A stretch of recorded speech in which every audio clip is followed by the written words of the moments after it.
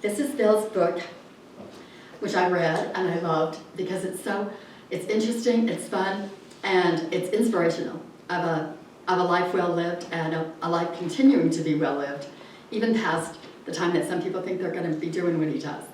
So I think Bill's going to tell us a lot about how he got started and how he got started on his motorcycle, and so I hope you enjoy it. I know he's got these books, and they're for sale.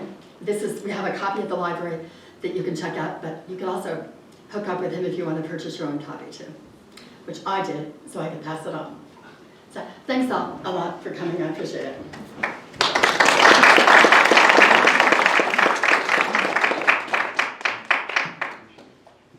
You know, this seems awful formal back here. But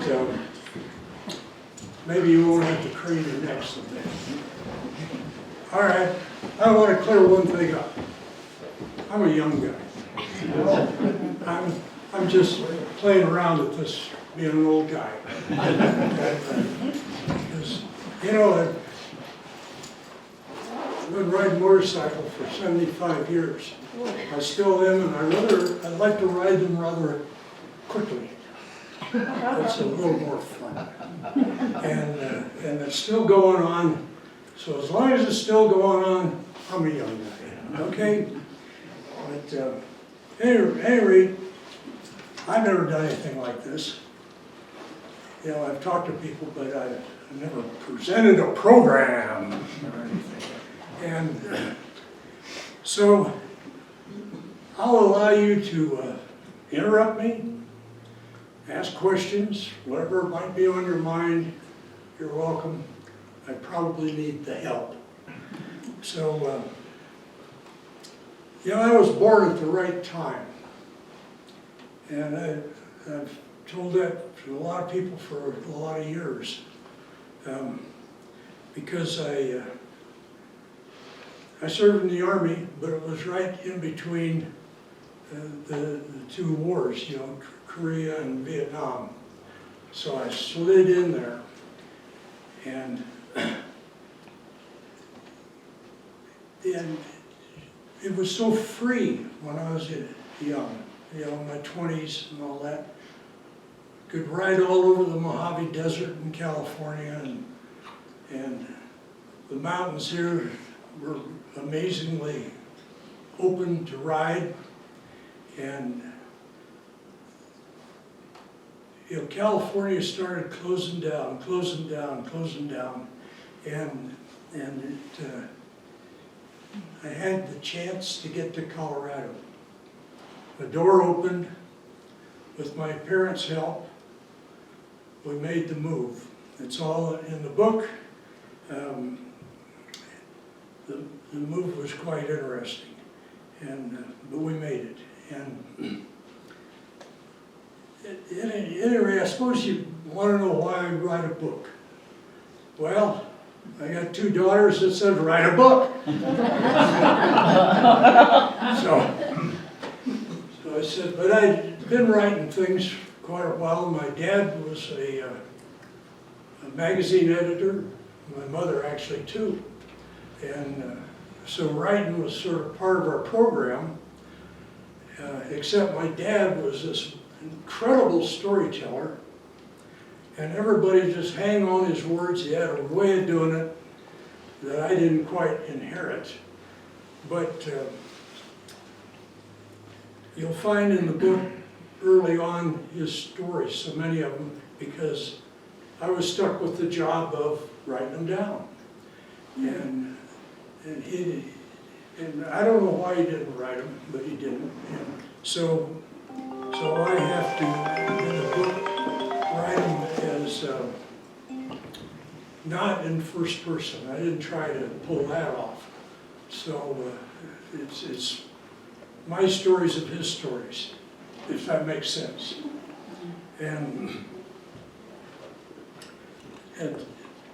But you know, this book has been kind of fun. So far, I'm telling you, I thought writing a book or getting it published would be a little more smooth job because there's a million books out there, you know. And, well, it turned out it's not a smooth job.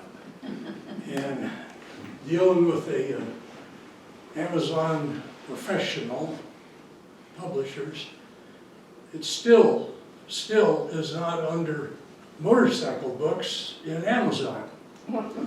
You gotta know my name, or you gotta know the title, or you're out of luck. And so that, in fact, just today, this morning, I had a conversation with the guy that's supposed to straighten that out. And I had to pay him $450 to do it. Oh, Yeah, so, but you know, I can't tell whether the thing is really gonna sell on its own. And if it doesn't, it doesn't. You know, it's like the people that I know and love, they know about it. And that's what really counts. And so it's just sort of a fun thing to watch all this develop and whatnot. But you know, it's a lot of fun to start digging back in your memory and realizing what's important and what's not so important. You know, after, you know, if I was concentrating on doing something over, you know, what happened in the last year or two, well, then all kinds of things seem to get important. But when you hit 90 years old, there's a lot of stuff in your mind, but only the things that you feel are important is what you really hang on to. And so that's kind of what's in here. And as a result, I think things are almost abbreviated. And it still made a, you know, 270 page or whatever it is book. And I think it makes them maybe a little easier to read. Right now I'm sitting on 5-star, solid 5-star with Amazon. People are liking it. And I said, well, that's good. That makes it worth writing, doesn't it? And that. But at any rate, you know, my folks had they got married in 1926, and they went to Wyoming, a little town of Tinsley. Maybe some of you have been through there.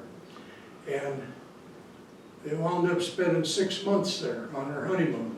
And the sheriff, 1926, the sheriff wore a brace of 6-shooters with what my dad thought was ivory handles. You know, he looked the part of the Old West. And the little town was compact and you know, that's part of my history. I wasn't alive then, but hearing the stories firsthand told me of those times when you come to a gate and, well, if the gate's closed, you close it behind you. If it's open, you leave it open. There wasn't any no trespassing signs. And, you know, it's so interesting to think that my life almost can touch those times. Well, it did touch those times, actually, but going back to 26, it gives you a fun perspective. But, you know, I was raised by my grandparents, really. Both my folks were working all the time, and I had 2 wonderful grandparents. And they lived within a block of one another, and we lived right in amongst them. And so I had a really happy childhood, very, very solid. You know, I read about so many things these days that so many kids don't have that. But it set me up for a wonderful life.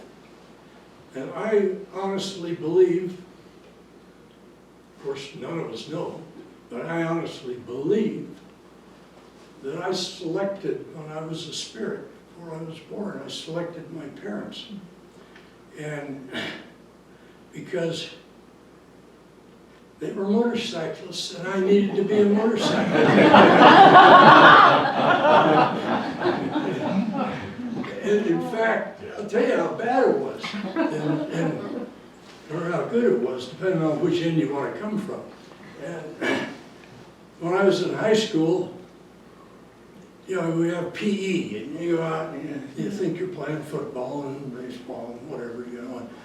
Well, I was always the last guy to get chosen when they did choose it, you know, how you did it in school. You know, well, finally, oh my God, there's nobody here but Brokaw. We got to take you. And, you know, here comes the ball. Oh, and, but somehow I could ride a motorcycle. And my graduating class in high school in Whittier, California, was 450 kids. And there's four classes, so you can imagine the size of that high school. One other guy had a motorcycle. Actually, at the time, it was a Cushman scooter, but we'll call it a motorcycle. So the two of us, out of this whole school, had motorcycles. And he wound up standing up for me when I got married. And that's how close we were. And we were in a club together and all that. But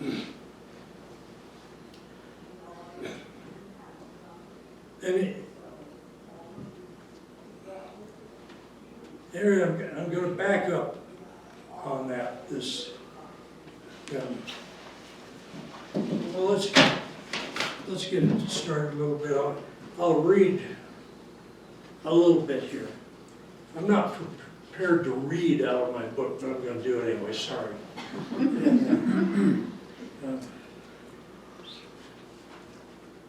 Okay. My folks, when they came back to Iowa from Tinsley, they had bought this Indian chief with a sidecar. They'd sold a touring car that got them there, and they bought this sidecar with the side, you know, for my mom and then this Indian chief. And ultimately, after 6 months, they rode it back to Iowa, and they had a good time. The bike made it and all that. And my dad had been in the car mechanic business,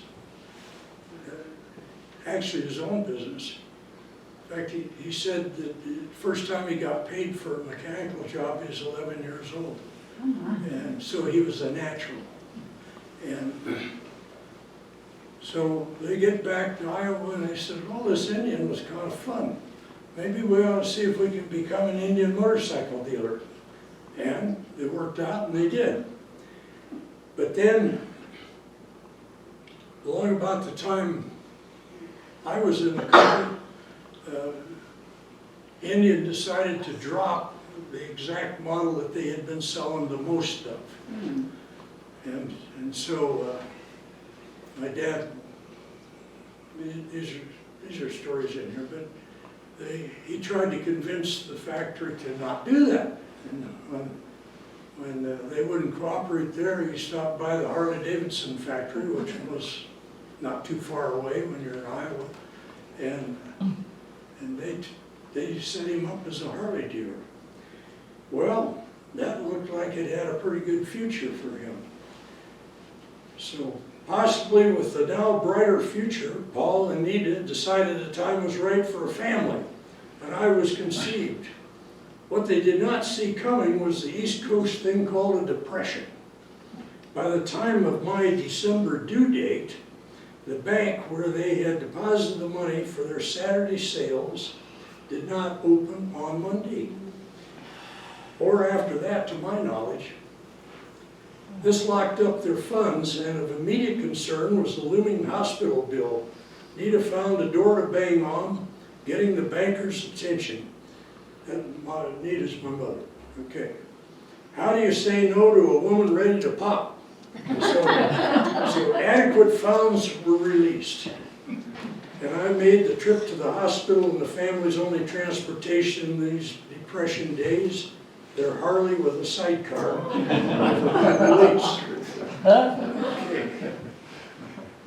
Of course, years will pass before I have awareness, but much will happen in my folks' lives that will eventually greatly influence me. During the late 20s and the 30s, adventures and experiences were rich. And as things developed for me, I was a favorite audience for my dad as he told the stories of those times. He would become a professional rider, but only in addition to whatever the motorcycle business was taking him. And my mother as well. She had been an award-winning typist in school and would always use that skill in her work.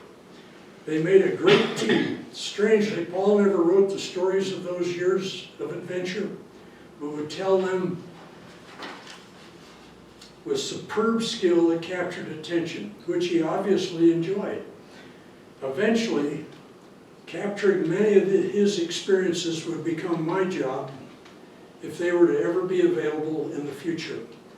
I will cover many of these stories later in this chapter. So, I think you'll find them fun if you read the book. And I won't ask for a show of hands of who's intending to read it. But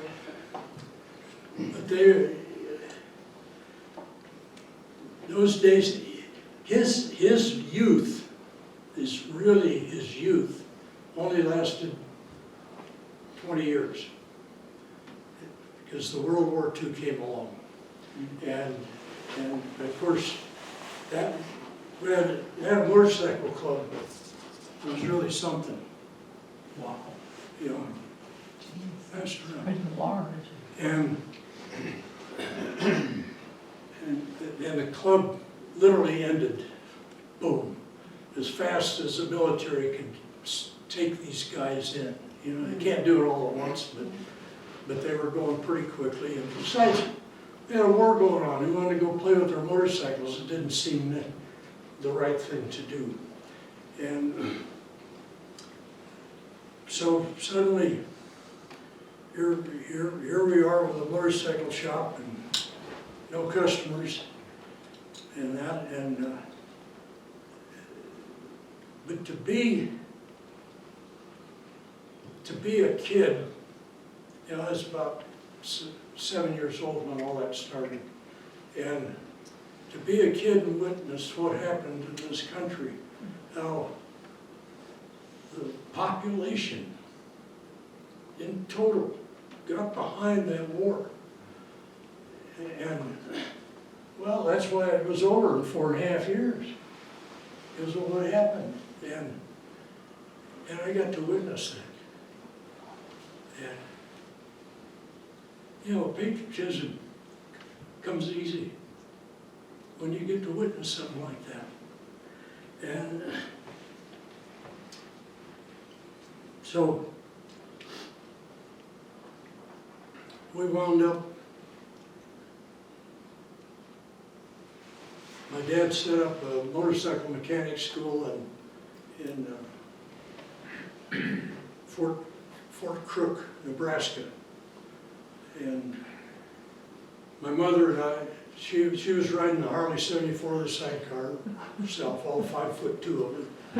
You know, she couldn't start it with just a kick. She started with a bounce and a bounce and then a kick. And so I'd pile on the sidecar and away we went to Nebraska.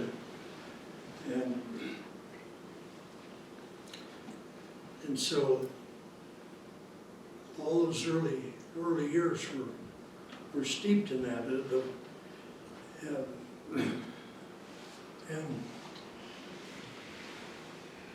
But I'd look at these motorcycles sitting on their floor, those Harleys, and you know, I'm a little shaver, and I was sure that I'd never be big enough to ride those things. I couldn't comprehend that. Well, in truth, I still haven't made it. You know, the big ones that you see, the big ones, I pass them by. I want one that's lighter and you sit on like you're on a horse instead of a chair. My feet under me. And when I finally in 1946 got my first motorcycle, when my dad moved a little, kind of like a racetrack out behind our place, and I'd roar around there on the dirt. So I was a dirt rider from the beginning, and I'm still a dirt rider. I just don't do the things where I'm throwing myself on the ground daily. And I had a lot of years of that, and it was wonderful. So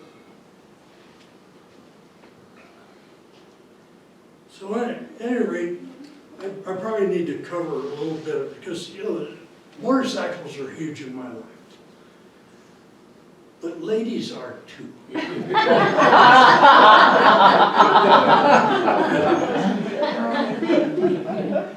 fact, I was 6 years old, and there's a gal that was in a farm town near Waterloo, Iowa, but not near enough she could attend Waterloo High School, which she wanted to do. And somehow, it all got connected with my folks that she got a job, you might say, taking care of me, you know, after school. And so she stayed with us, except on the weekends. Well, needless to say, I fell in love. And her name was Geraldine, Jerry for short, and she promised to wait for me to grow up. But she didn't remember that, she says. But she wound up marrying a GI. They got married in 1942. I was crushed, but I wasn't stupid either, so I got over it. But this picture also has my first two-wheeler, and a picture of Jerry there, and so you can pass that around. And so, you know, I've been had a good family, pardon me, a good family, and so I just knew that one day I was going to get married, but Jerry had spoiled me. And so then I got high school time, and I never dated one girl more than once, a girl more than once, because I said, would I marry her? No, I don't think I would. So that was a waste of time. By then I had a motorcycle I was riding, a Triumph motorcycle. So they were all competing with my motorcycle. And they weren't cutting the mustard.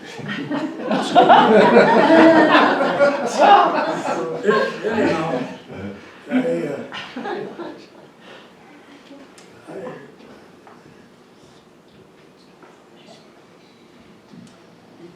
I was riding motorcycle competition by then in California, and I was doing pretty well in my chosen sport, largely because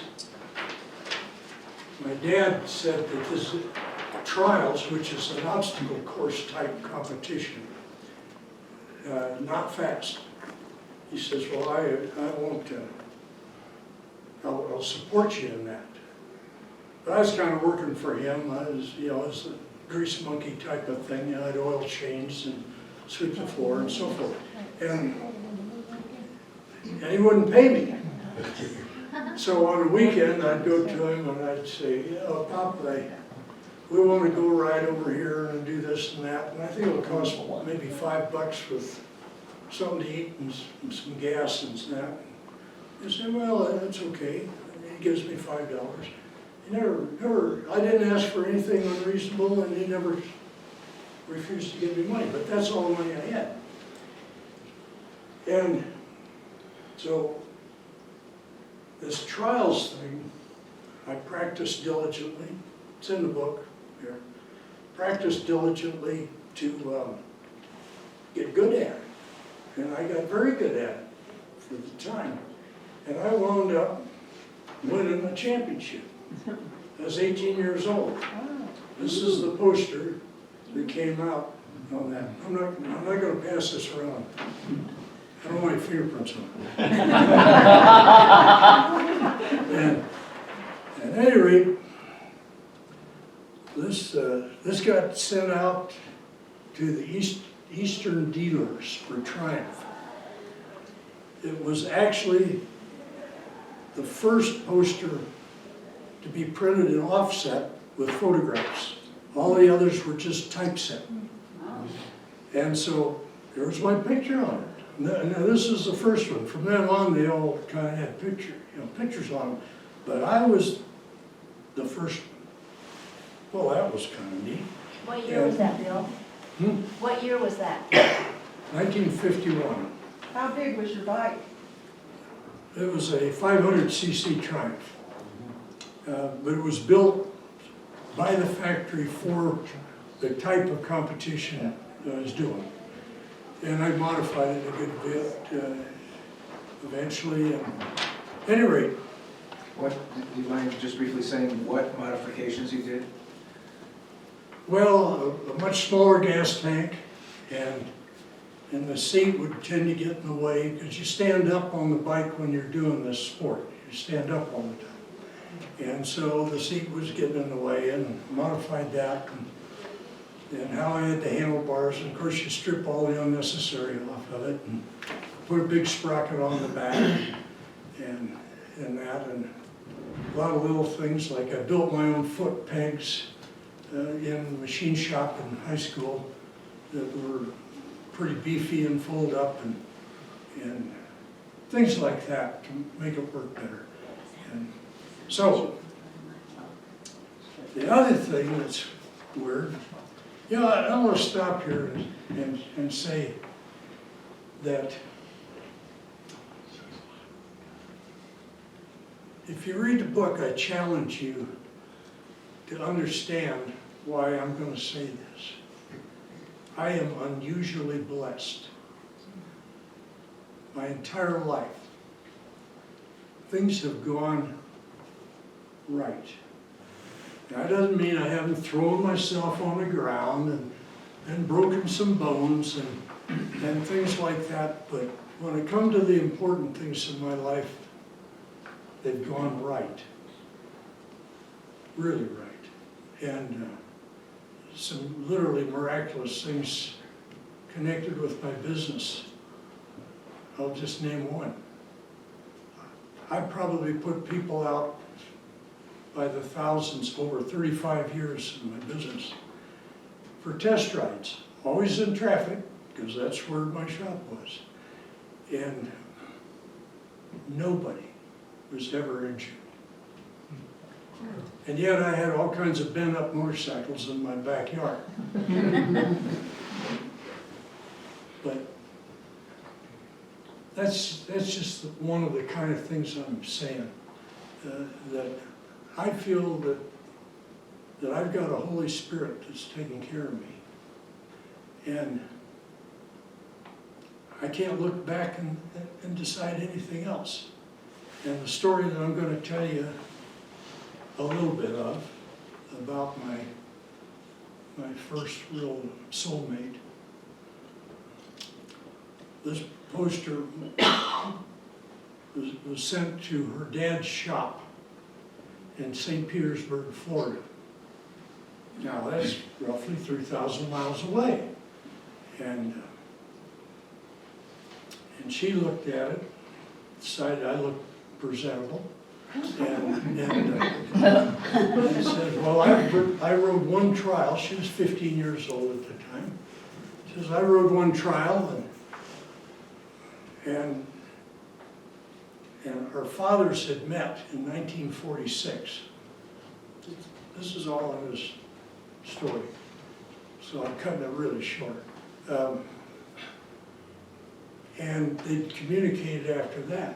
Well, so the Brokaw family, you might say, and the Frazine family in St. Petersburg, Florida, knew the other, but I had no idea that there was a girl in this family. But I had met her brother. So I get a letter from Ann Frazine. How do you ride trials? Well, I was 18 years old, and nobody had asked me that before. And it's a girl. So I did the only chivalrous thing to do. Is that the right word? I don't know. I feel like I'm screwing that up. But and I wrote her a book. I told her more than she was ever wanted to hear about how to practice, how to set sections, how to set up the bike, how to do all this. I was having more fun writing this letter, unloading everything I knew. And so a letter comes back. She says, well, they've pretty well covered that. So maybe we can write about something different. You know, well, I'm 18 years old. I'm in California, Los Angeles. She's in St. Petersburg, Florida. I don't need a pen pal. And certainly I can't date her. She's only 15 years old. And so I didn't answer. I didn't answer 2 years. I got in the Army.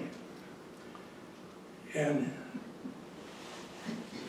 the story of what happened after that. Like I say, you read this and then tell me I'm not blessed. You can't.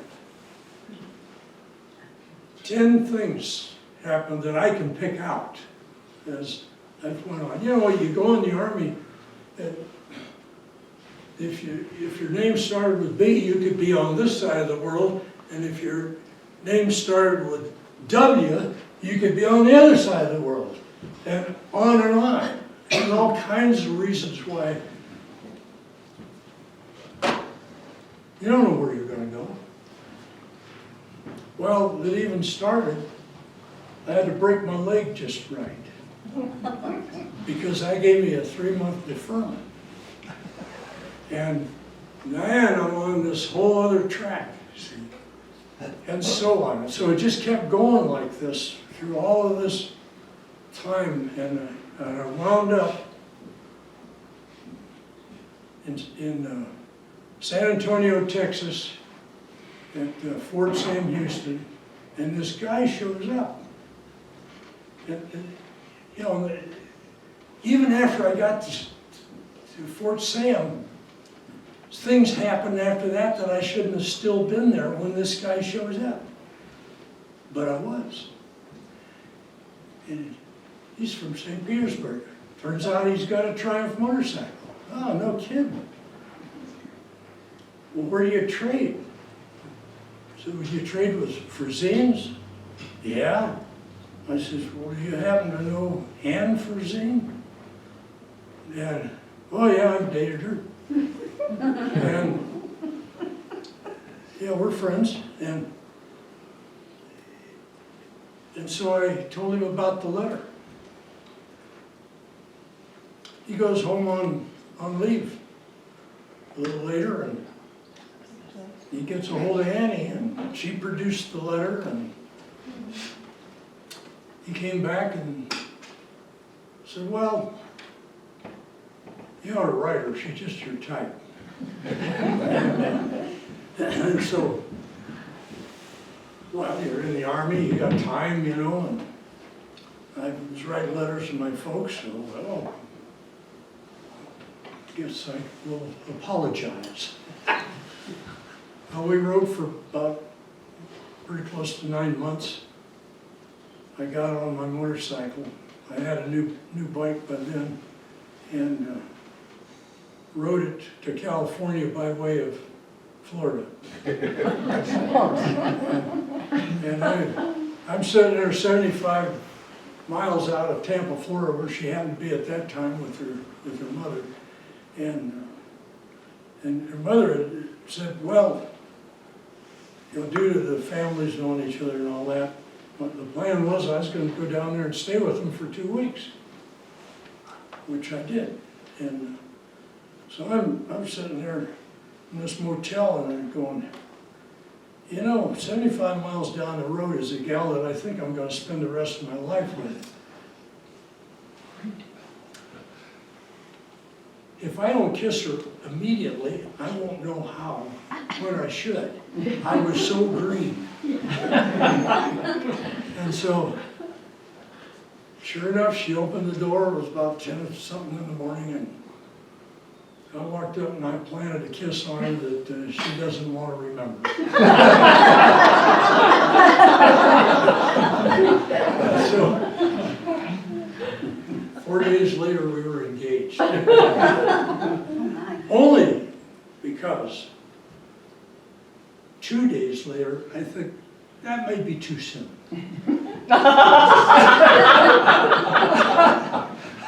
But restraint. At any rate, she came to California on a Greyhound bus, and we had 52 years of wonderful marriage. We were a team with our business and all that, and she turned into one heck of a motorcycle rider. In fact, she's in the Sturgis Motorcycle Museum Hall of Fame. And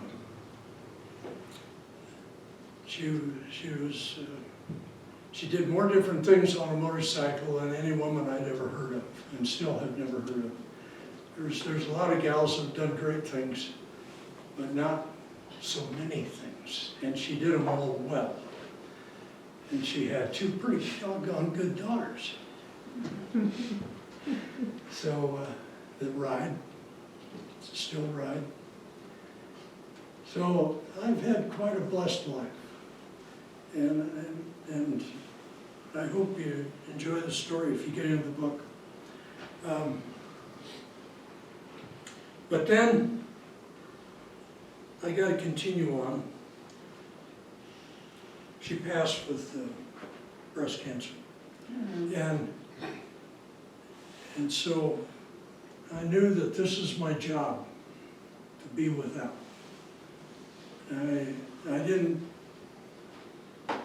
It didn't break me up because, well, fortunately, I saw it coming for, 6 years. That's how long it took to finally get her. And so I said, well, I'm by myself, it's my job. That's the way it's got to be. But then, I didn't like being alone. I was spoiled. And so one day I said, there was nobody around. This is about 1.5 years later. And I said, God, if you want me to be with another woman, you've got to do it. I don't know how. And I'm not going to try because I don't know how.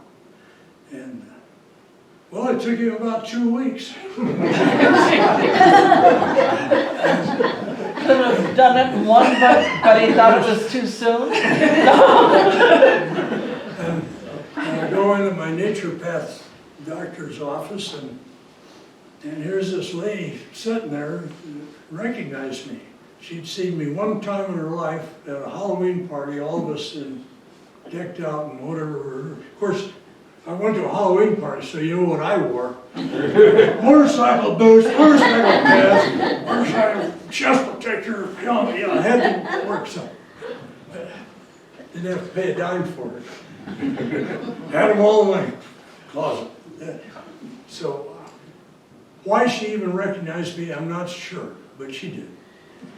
And she says, and she knew that at the time I had gone to that party, it was after Annie had passed, and she says, well, you going with anybody?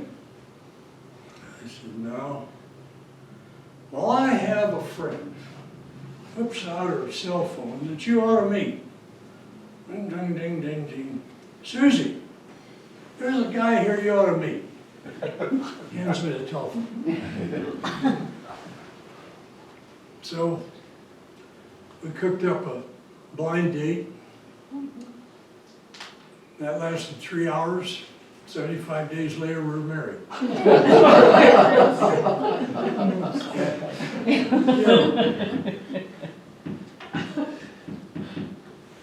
She sort of had the right qualifications.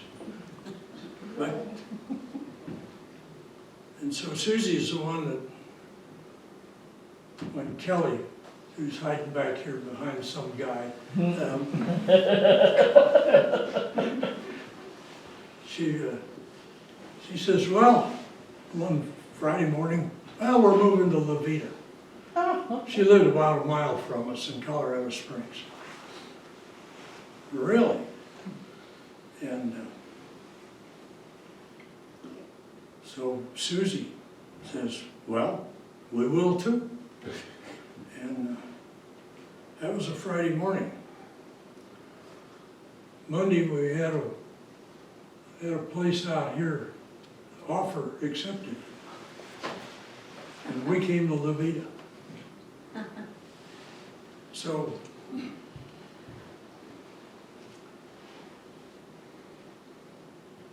but before that, while we were in Colorado Springs, Susie had a friend that had a guy, and we'd do foursomes. We'd go out from time to time, a couple times a year or something like that, you know. And, well, we were having a good time. But then Susie passed of a stroke down here. This was June of 22, I guess, yeah. And so anyway, I called all of her friends, you know, to let them know that Susie had had a stroke and she was gone. And, but I missed one person when I was going through the list. And that person called me 2 months later about the gal that we'd had our foursomes with. So we talked. Of course, I'd known her for 10 years, something like that. So I paid her a visit. And here she sits.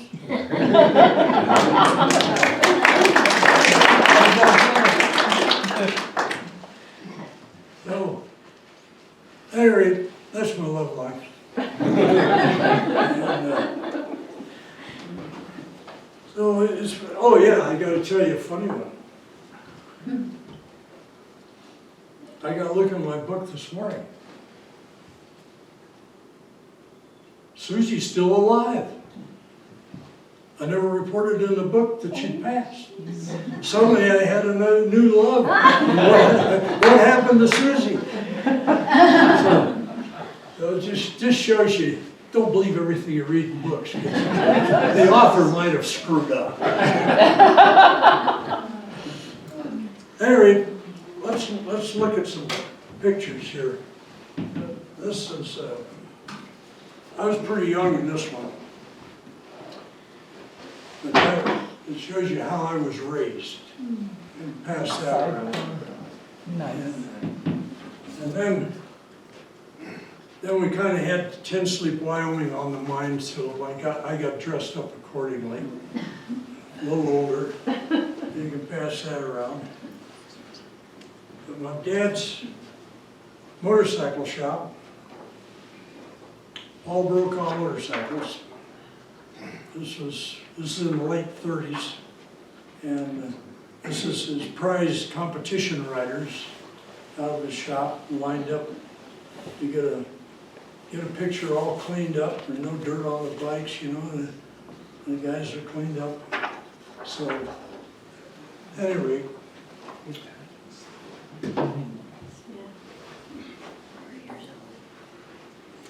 What else have I got here?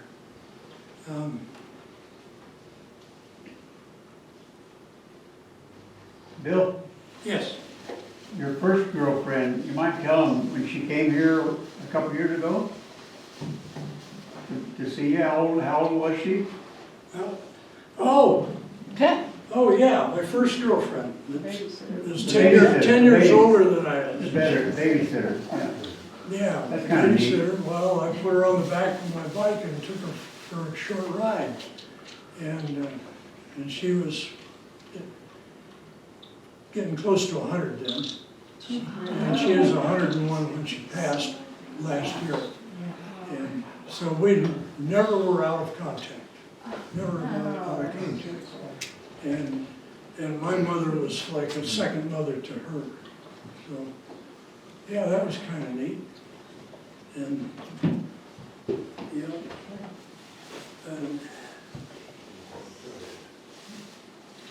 know, about competition. I've ridden a lot of competition motorcycles in California and here, and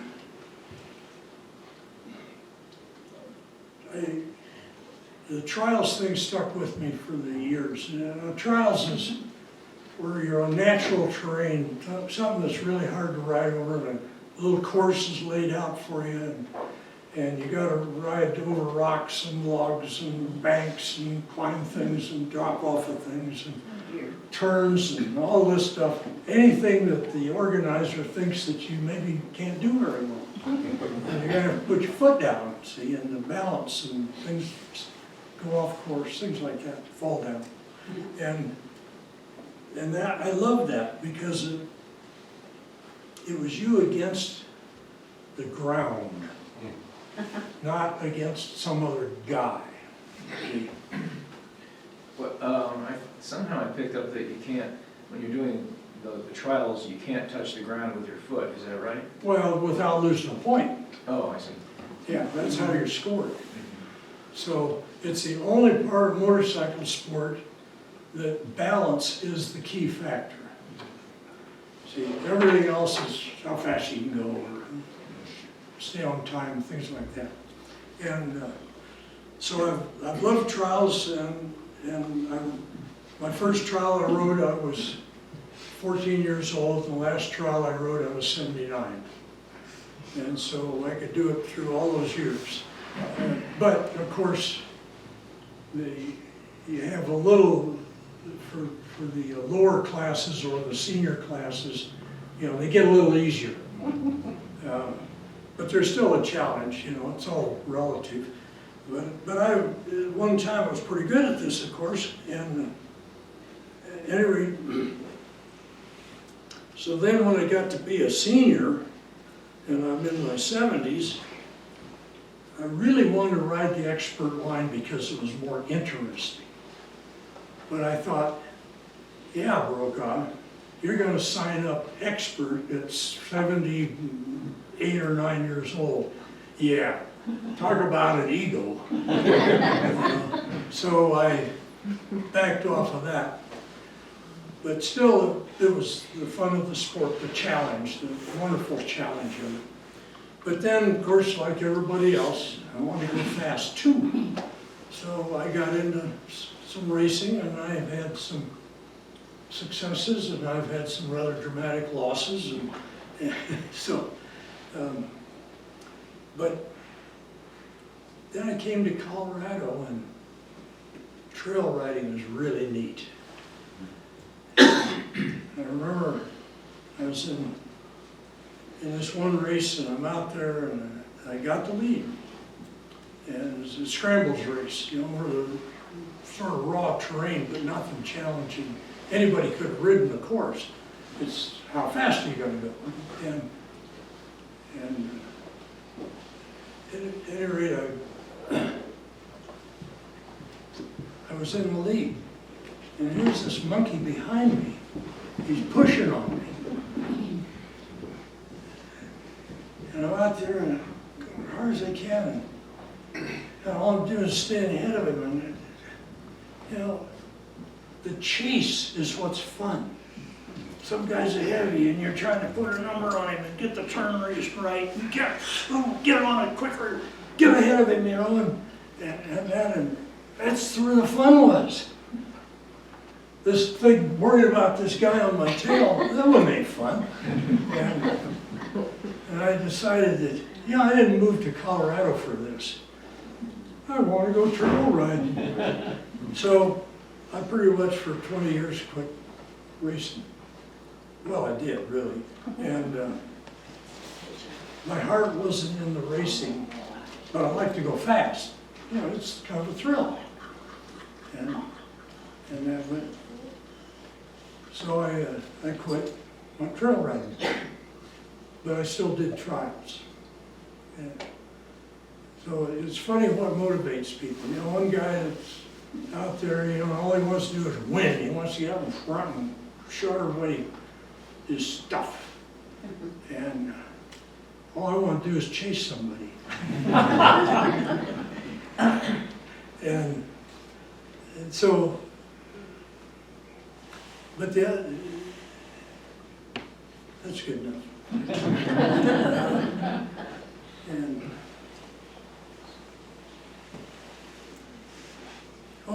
my training, I thought maybe you'd find that a little interesting.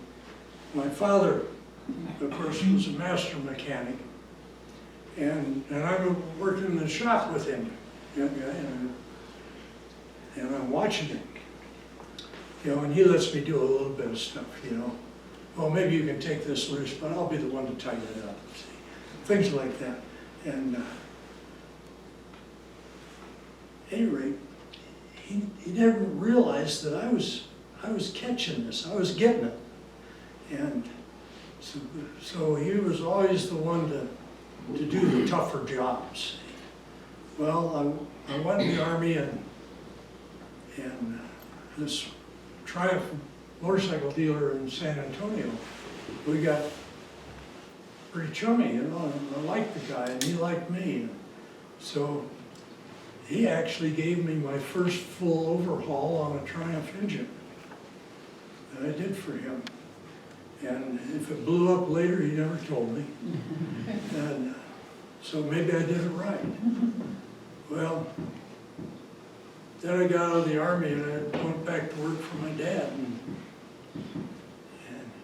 he finally then decided that maybe, particularly when I told him that Bill Wolters in San Antonio had given me an overhaul to do, you know, he decided, well, maybe I ought to give the kid a chance, you know.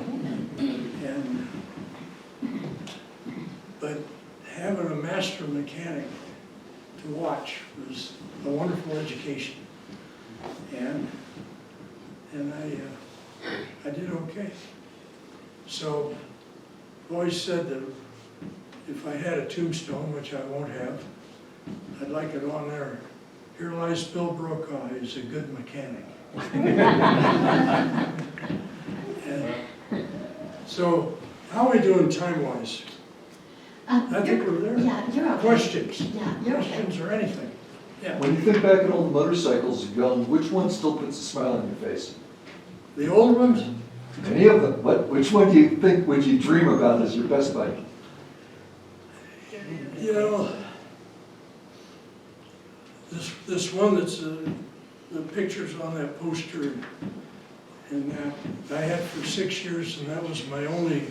I never got a car until I was married. We went out, and my dad helped me get a new Ford pickup because I figured I better have something. I'm married, and that bike I've got incredible memories of. It wasn't perfect, but I had some great times. And for me, you know, I've had a bike that had this one Montesa trail bike that was a trail bike, really. But we'd ride, Annie and I both had them, and we'd ride the mountains and get up and neat stuff. When I looked at that bike, I wasn't looking at the motorcycle. I was looking at the experiences that motorcycle gave me. And I loved that motorcycle for those experiences. And you know, if you do the right thing with the right bike, you're going to like the bike. It's when you try and do the wrong thing with the bike, that's when the bike's not so good. You know? And so the real answer to that is, do what the bike does well. and you're gonna love it. It's pretty much that simple. But there's this huge difference in all the things you can do with a motorcycle. You know, you can tour, you can ride in the rocks, you can, it just goes on and on and on. Different things that you can do with a bike. And they're all fun. They're all fun. Just do them with the right bike. That's all. What are you riding now? I've got a Suzuki 650 single dual sport that is excellent on these dirt roads around here. And I've had it brand new, and it's now 22 years old. And I have no jealousy when I go look at the new bikes. This thing works so well. And then I've got a 650 Suzuki V-Strom, which is a twin-cylinder bike that we put a sidecar on. And, well, I went out here south of Walsenburg, and it's in here, look, if you really want to know, it's in here. And dumped Susie on the ground. She says, well, that's it. And I knew what that meant. Time for a sidecar. And so we got a sidecar. It was an 8-month project, getting it up on the bike and re-engineer things and all that. And so I still got that bike. It's down here in the rail warehouse. And then a lady that I sold a 1982 Yamaha 4-cylinder bike to from Pueblo. And we've been friends, right? Like, it's one of the few customers I had that turned into a particularly good friend. Her and her husband. And she rode this bike for 72,000 miles and said, I just can't bear to just give this to anybody. Brokaw, do you want it? I'll give it to you. So that's sitting in my garage. And it fills a niche that when I put the sidecar on the other bike, it left in my bike. So, and I've got a Montesa trail bike that unfortunately I am not really using. I'm playing the old guy on that one. I'm still a young guy, but I'm playing the old guy, you understand that? But those are what I've got now. I'm not a collector. Not a collector. So it's all about what I want to ride. Well, you've listened to me for an hour. We got anybody else want something? Tell them about Pikes Peak. Okay. When I moved to Colorado Springs, of course we got the Pikes Peak hill climb going on. The motorcycles are a on again, off again thing for that hill event on July 4th. And well, the guy running the races didn't have bikes at that moment, and he came to the dealers in Colorado Springs. And I didn't really say that I was a dealer in Colorado Springs, but I was. And with Annie. We held each other up through that deal. And he says, well, we want to bring motorcycles back. Can you help us?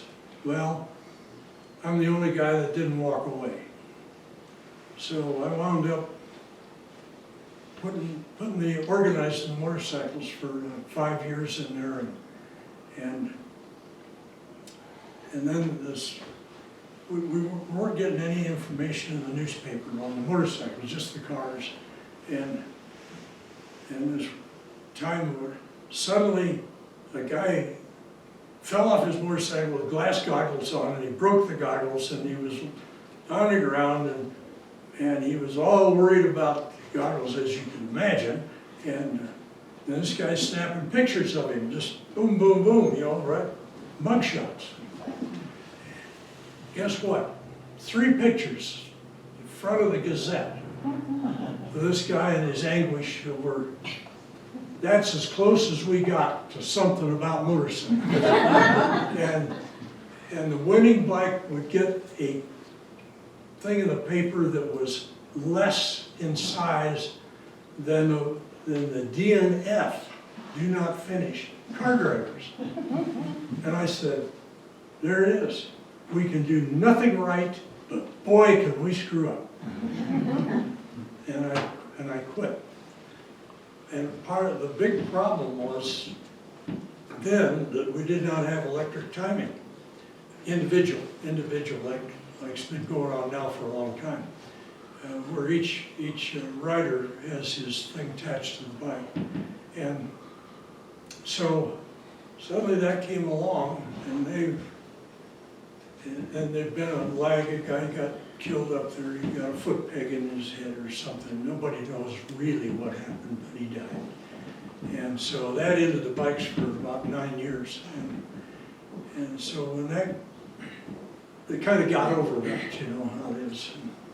They wanted the variety of the program that the motorcycles offered to an otherwise car event.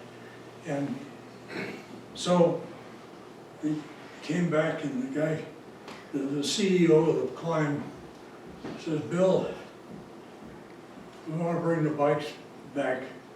We've advertised, well, there's a little more to the story, but they got in a bind.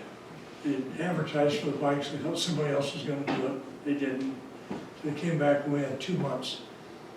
Well, he says, okay, but this guy I want to have as my buddy doing this, and if he says okay, we'll do it. And in 2 months' time, we put 68 riders on the course, and it was a good show. And he and I worked together for 20 years on that, and the last year was the next year, the entire road would be paved. And that turned it into a road race. I didn't want anything to do with a road race. Besides that, I'm getting long in the tooth. And so he says, that's it, I'm done. And so other guys took it over and turned it into a road race. And ultimately 3 guys were killed up there. And so I was glad I wasn't involved. 25 years of putting on the bikes up there, nobody died. Racing on cliffs and rocks and trees and all of that, nobody died. Everybody had a good time. And, well, there were some guys beat up, you know,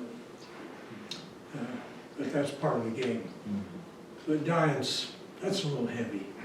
Yeah, Kelly? Why don't you also tell them about the snow run, because that's also part of Pikes Peak, which Oh, I think is yeah. really fun. Okay, sure. Clear back in 1937, 4 people out of Denver, one of them was a woman, rode down from Denver to try and put their motorcycles on top of Pikes Peak on January 1st. And, well, they wound up, the snow was so heavy that they decided to drag one of them through the snow to where, you know, where they could get some ground and get it to the top, which they did.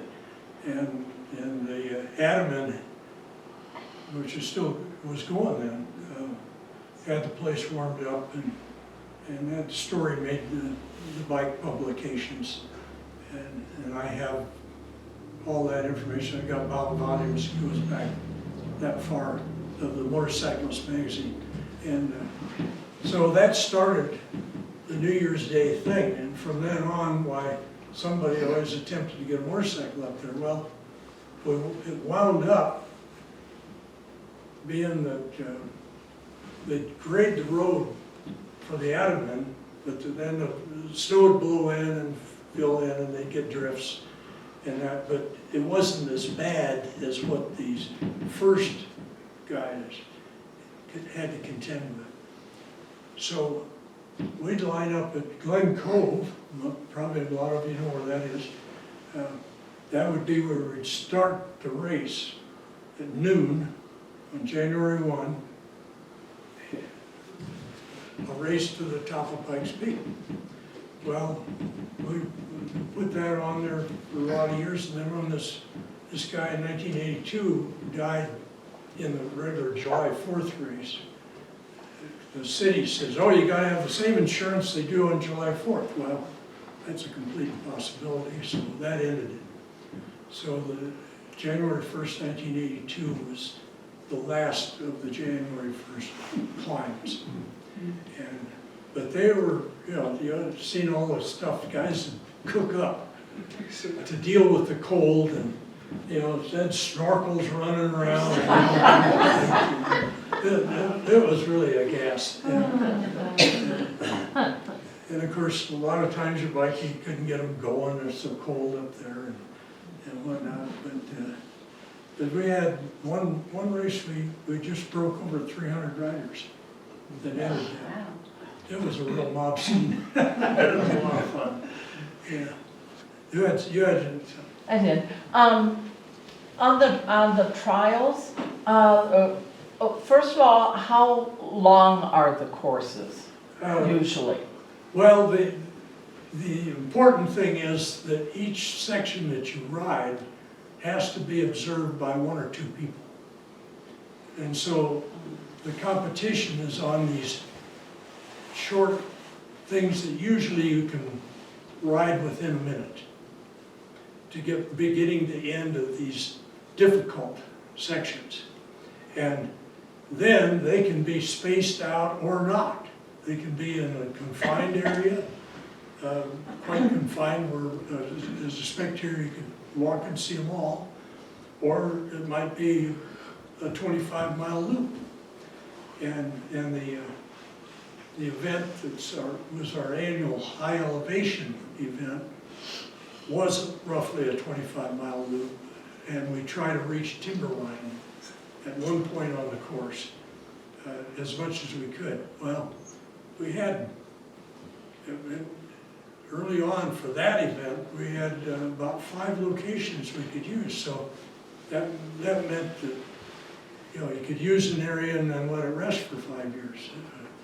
And then come back and use it again. And when I say you let it rest, you're going to leave tracks. We plan the sections to not rip anything up, but you still leave tracks. When you get a little over 100 guys going 2 loops, you know, that's called 250 rides over a particular course. So, but the neat thing is about trials is then you go in and you smooth them over. And you can go back 2 years later and you cannot find these sections. But now the trail that connects them all, that follows a trail that's approved by the Forest Service, and sometimes it's an established trail and sometimes it's a deviation that we're approved to take.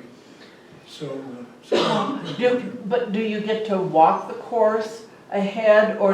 yes, or these sections you walk and you decide. And when you're doing this, you know, you're in all these kind of rocks and things like this. It's fairly common that there'll be some challenge in there where you've got to put the front wheel within an inch of where you need to put the front wheel to make the back wheel track where it's supposed to track and all of that. And you got to figure all that out. And then you try and do it. And that's the contest. And you do it. You don't get to practice, but you get to walk and figure it out. Bill, how long have they been using minders in trials? That's fairly new, and it's not a good thing. A minder is somebody that goes with the rider to help the rider, particularly in an unsafe situation, like you might be going up a rock that's this high, that's pretty vertical, and the way this is done is that back about here, you pull the bike up into a wheelie. Hopefully they'll have some little rock that'll help you, and so the momentum of the bulk of the bike is going up, and so you actually hit the face of the rock past vertical. And so you bury the rear wheel in here, and the rear wheel has got traction now, even though you're on a vertical face. And kicks up, and the momentum of hitting here, by the time the front wheel's up, it's up above, and you're on top. And, well, it's rather spectacular, but only a few people do this. I'm not one of them. Never have been. But that's the kind of things that modern trials were minders would be up on top of this rock ready to grab the front wheel if a guy didn't make it. Oh. That's the minder. And so it's allowed trials to get too difficult. If they outlawed the minder, then they couldn't set things like this. How about the AMA, your Huh? AMA story, AMA Hall of Fame story, Oh, and why you're in there? That well, the American Motorcycle Association has a Hall of Fame. And you know, you have to be nominated for it. And this fellow that was in about 7 Halls of Fame, I think, I had a pretty close association with him in California. And we were good friends, and he nominated me for it. And on the strength of just my overall involvement in the sport of motorcycling and some successes I've had, and that all molded together, people felt I was okay to be in there. So they voted for me. So, But it was really mostly about the trials, though. well, that was what I was really, when I was involved in, what happened, you know, specialization kicks in with almost everything it can, and trials was diminishing because it's, you know, Americans want to go fast. So the guys that ride trials are a small percentage, because there's not a lot of glory in it, let's say.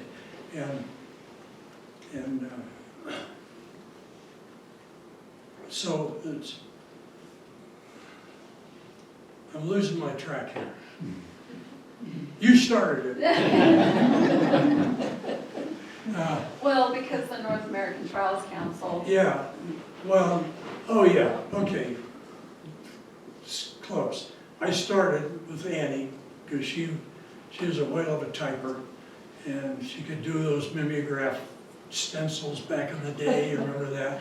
So we could produce all this kind of stuff, and so the trials was diminishing because they had to be put on by clubs that had mostly racers in it. Well, they were losing interest in doing that. So Annie and I started the Southern California Trials Club to produce events for ourselves. You know, there's a pretty good bunch of trials enthusiasts, but they weren't big numbers, and they're scattered around the Los Angeles area. And so that club turned out to be quite successful. We would put on events for our members monthly, and so that worked out pretty well. And then when we came to Colorado, eventually 3 of us put together the Rocky Mountain Trials Association, and then the one fellow in that, he was a doctor from Denver at the time, had his own lab up there, his research doctor, and he had some good ideas. And he started a national organization where the kind of the heavy hitters from all these different trials areas around the United States, and there was many, would get together once a year in a council, and we created really a wonderful national championship series. And that's still going today, and is now pushing 50 years. So I was involved in that kind of level of thing, plus having the business. And so people thought I deserved to get in there. But I'm in now 6 different halls of fame, personally. And but that was the biggie. That was the biggie, the AMA Hall of Fame. And yeah. Does that answer? Okay. And here I am in Levita. So, unless you come up with more that you want me to expound on, this is the end of towards the end of the book here. See where I start to see.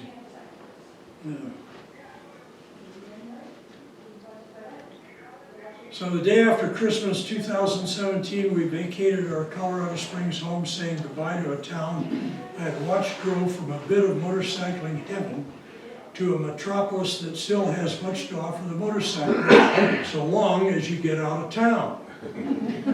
There still is a single-track trail that can take a rider from the city to Timberline, hard to find anywhere else. A system of trails starts about 35 miles away where you can lose yourself, and the dual sport rider has huge choices. From South Denver to Canyon City, there are 8 scenic roads into the mountains, but only 2 of them are paved, and all of them are neat. But for me, it was time, for the first time, to experience a village that had no signal on a state highway, traversing the town, and essentially all gravel streets.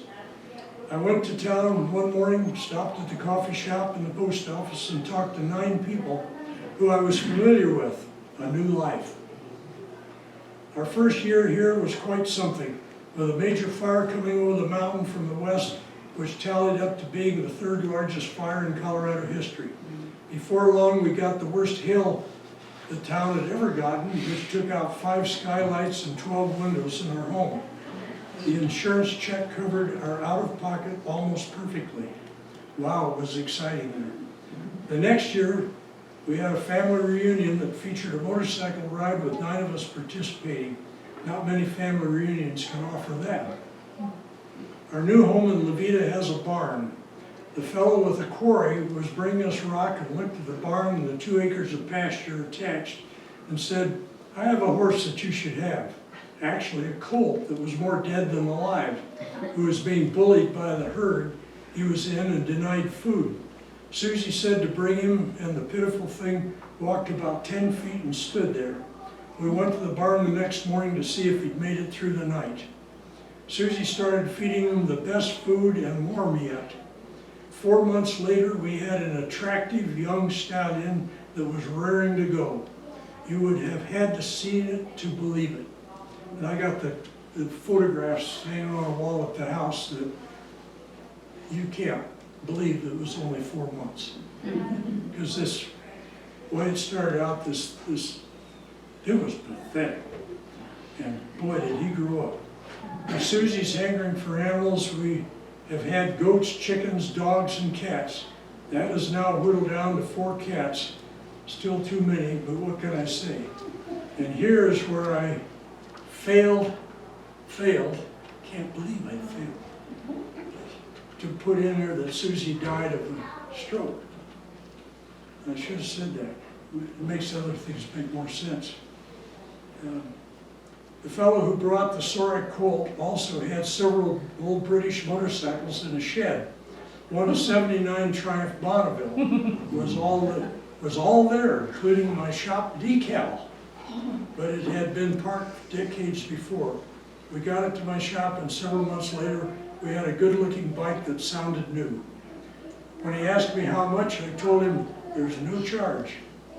Everything needed to be worked on, but less than $100 were needed for parts. He had a Bonneville Triumph 650 5-speed that needed a lot of parts, which he gave me. And that was about a year's worth for me to come up with a proud 50-year-old bike. You just never know what these little villages can produce.